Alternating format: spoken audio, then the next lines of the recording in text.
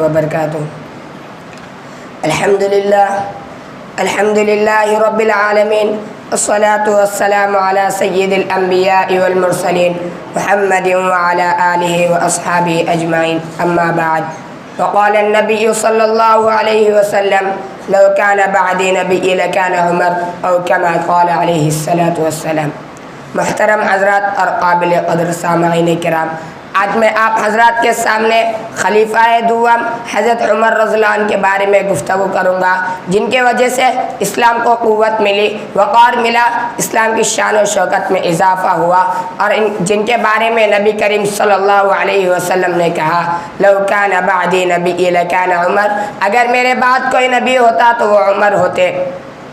محترم حضرات، حضرت عمر رضی اللہ عنہ فاروق اعظم کیسے بنے، ان کو فاروق اعظم کیوں کہا گیا، آج میں اس کی وضاحت کرتے ہوئے آگے بڑھتا ہوں کہ حضرت عمر رضی اللہ عنہ حق و باطل میں فرق کرنے والے تھے۔ جب آپ مسلمان ہوئے تو کہا ہم لوگ بیت اللہ میں جا کر نماز پڑھیں گے، کہنے والے نے کہا کیسے پڑھیں گے، خطرہ ہے، تو حضرت عمر رضی اللہ عنہ نے کہا پھر میرے اسلام لانے کا فائدہ ہی کیا ہوا، آؤ بیت اللہ میں جا کر نماز پڑھیں گے۔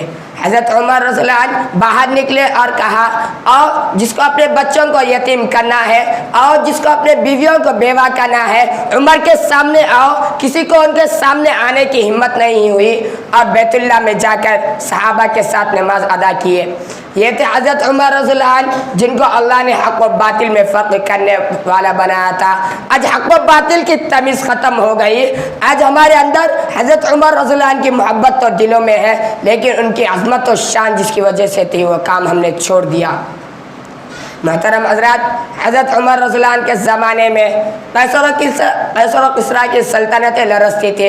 قیصر نے کہا ذرا معلوم تو کرو یہ عمر کون ہے جس کی ہیبت سے میرا کلیجہ پھٹا جا رہا ہے۔ دیکھنے والا جب مدینہ منورہ پہنچا، دیکھا کہ حضرت عمر رضی اللہ عنہ ریت پر لیٹے ہوئے ہیں اور ایک پتھر کو تکیہ بنائے ہوئے ہیں۔ دیکھنے والے کی چیخ نکل گئی، اس کی حیبت سے قیصر و کسریٰ کانپتی ہے، ان کے کلیجے پھٹے جا رہے ہیں۔ محترم حضرات، یہ حضرت عمر رضی اللہ عنہ کی ایمانی طاقت و قوت کا رعب و دبدبہ تھا جس سے باطل بھی کانپتا ہے۔ محترم حضرات، حضرت عمر رضی اللہ عنہ دن کو مسجد نبوی کے تخت پر بیٹھ کر لوگوں کے مسائل اور باتیں سنتے تھے۔ ان کا تخت کوئی بادشاہ جیسا نہیں بلکہ مسجد نبوی کی ایک چٹائی تھی، اور اسی چٹائی پر بیٹھ کر 23 لاکھ مربع میل یعنی آدھی دنیا پر حکومت کرتے تھے۔ حضرت عمر رضی اللہ عنہ کے زمانے میں جب یروشلم فتح ہوا تو حضرت ابو عبیدہ رضی اللہ عنہ مسجد یروشلم آنے کی دعوت دی، تو حضرت عمر رضی اللہ عنہ ایک اونٹ اور ایک غلام کو لے کر مدینہ منورہ سے چل دیے۔ باری باری دونوں سوار ہوتے، کبھی غلام سوار ہوتا تو کبھی حضرت عمر رضی اللہ عنہ سوار ہوتے۔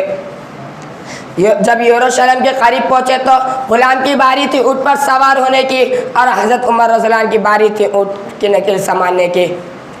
غلام نے کہا میں اپنی مرضی سے باری چھوڑتا ہوں، دشمنوں آپ اونٹ پر سوار ہو جائے، دشمنوں کے مفتوحہ علاقے میں جا رہے ہیں، تازہ علاقہ فتح ہوا ہے، اسلام کی شان و شوکت ظاہر ہوگی۔ تو حضرت عمر رضی اللہ عنہ نے فرمایا اسلام کی شان و شوکت اس طرح ظاہر نہیں ہوتی، بلکہ اپنی باری پر تم بیٹھو اور اپنی باری پر میں بیٹھوں گا۔ یروشلم کے لوگ منتظر کھڑے تھے، جب دور سے دیکھا تو کہا اس کی ہیبت سے ہم کانپتے تھے، یہ تو کوئی حبشی لگتا ہے، رنگ کالا ہے، ہونٹ موٹے ہیں، اس سے حسین تو اس کا غلام ہے جو آگے آ رہا ہے۔ تو حضرت ابو عبیدہ رضی اللہ عنہ نے کہا دھوکہ کھا رہے ہو، ہمارا آقا وہ نہیں جو اونٹ پر سوار ہے، بلکہ ہمارا آقا وہ ہے جو اونٹ کی نکل ہمارے آگے آ رہا ہے۔ یہ تھا حضرت عمر رضی اللہ عنہ کا عدل، اور اسی عدل کی وجہ سے حضرت عمر رضی اللہ عنہ کی عظمت و شان کا ڈنکا بج گیا، اور 23 لاکھ مربع میل کی حکمرانی کرتے ہوئے عدل و انصاف کی ایک مثال پیش کر دی۔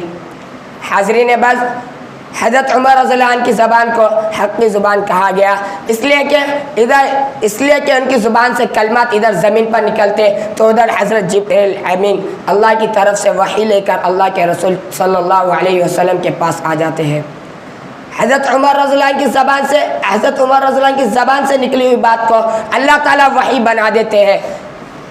ایک روز حضرت عمر رضی اللہ عنہ بیت اللہ میں گئے اور کہنے لگے اے اللہ کے رسول صلی اللہ علیہ وسلم مقام ابراہیم پر نماز پڑھ لے۔ اب یہ بات ہوئی کہ حضرت جبرائیل امین ہواؤں میں تیرتے ہوئے، فضاؤں کو چیرتے ہوئے اللہ کے رسول صلی اللہ علیہ وسلم کے پاس پہنچے کہ اللہ کا حکم ہے کہ وَاتَّخِذُوا مِن مَقَامِ إِبْرَاهِيمَ مُصَلَّى کہ مقام ابراہیم پر نماز پڑھ لے۔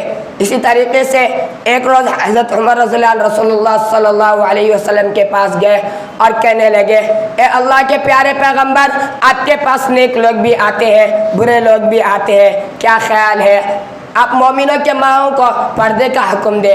ابھی پردے کا حکم نازل نہیں ہوا تھا، ادھر بات مکمل ہوئی کہ حضرت جبرائیل امین پردے کی آیت لے کر آسمان سے نازل ہوئے۔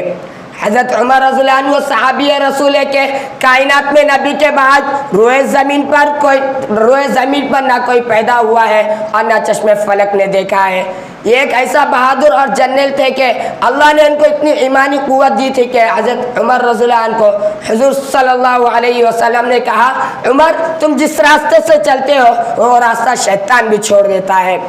محترم حضرات، حضرت عمر رضی اللہ عنہ وفات سے پہلے امت مسلمہ کو ایک وصیت کی تھی جو ناقابل فراموش ہے۔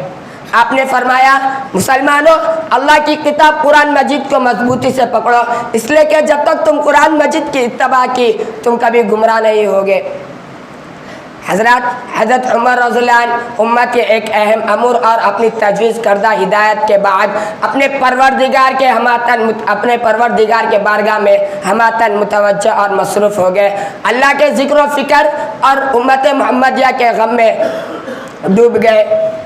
بالآخر عدل و انصاف کا یہ مہتاب یکم محرم الحرام کو ہمیشہ کے لیے اسلام اور عالم اسلام کو یتیم کر کے رفیق اعلیٰ کے حضور جا پہنچے اور اپنے محبوب کے پہلوں میں ہمیشہ کے لیے ابدین انس ہو گئے۔ اِنَّا لِلَّهِ وَإِنَّا إِلَيْهِ رَاجِعُونَ وآخر دعوانا الحمدللہ۔